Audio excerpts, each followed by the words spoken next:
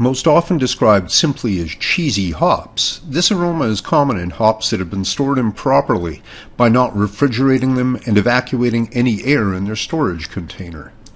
Some Belgian brewers age hops intentionally for up to 3 years, and over that period of time, they will lose all flavor and aroma, but still act to inhibit bacteria in the finished beer.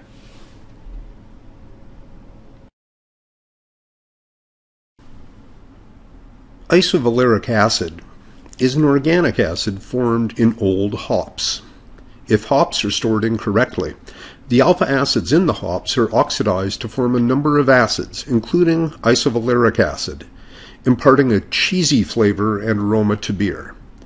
The overall intensity of this flavor and aroma will peak at a certain point, and then decrease with time, both in aged or very old hops, and in beer made with aged hops. Correct storage of hops is key to maintaining their freshness. This should include use of vacuum-sealed or low-oxygen containers stored at low temperatures. Breweries must use the freshest hops when possible, especially for hops that are used to add flavor and aroma as late addition hops or through dry hopping.